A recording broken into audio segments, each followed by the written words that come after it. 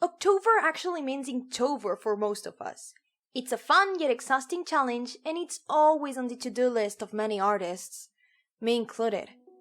This is the third year I'm taking part in Inktober, and let me tell you, the first year I did like 3 drawings, and last year I got 11 done, which I'm very proud of, but what I also got was a lower back pain that made me go to the osteopathist.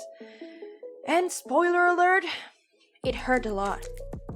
Last year I prepared like 2 weeks before October started, but I was working part-time at a restaurant, and some days I was just too tired, and so days would pile up and I would end up not finishing the challenge. So this year I got it very clear.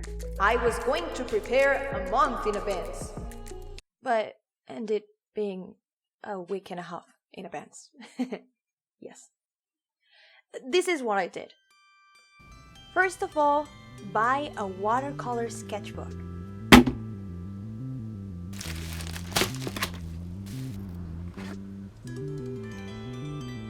I actually made myself a watercolor sketchbook last year, but I didn't have enough pages for this Inktober, and since I wanted to try a Mosseri sketchbook before, I just went for it. And no, as you can guess, I am not sponsored yet. Wing wing, Mosseri. Second was to make a prompt list. I already had last year's list, and since I liked it a lot and couldn't finish even half of it, I decided I would change some things up and retry this year. If you want to follow my prompt list, which is Girls Meet Fashion, you can tag me or use the hashtag INKTOBER2019 on Instagram. I check every post out.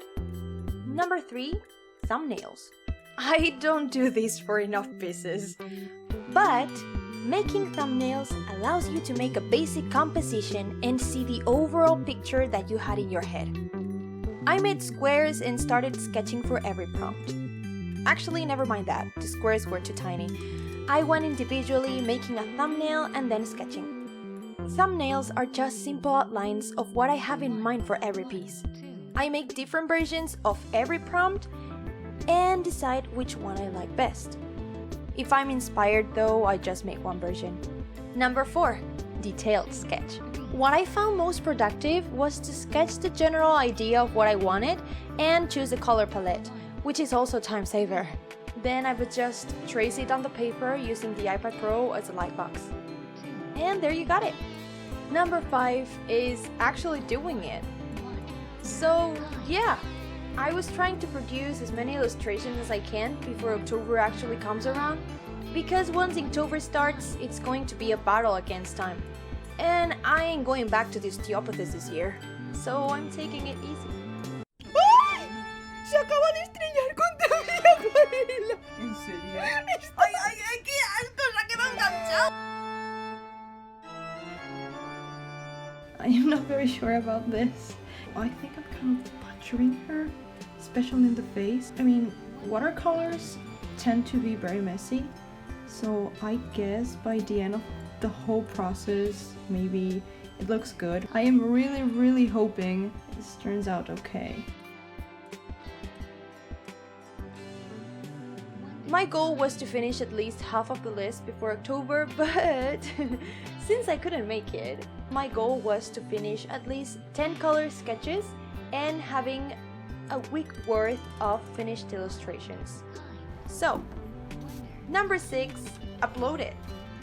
Shots with aesthetically pleasing elements are also welcome. Some last tips. Once you've got all those pieces done before it's actually October, I really recommend to keep the pace.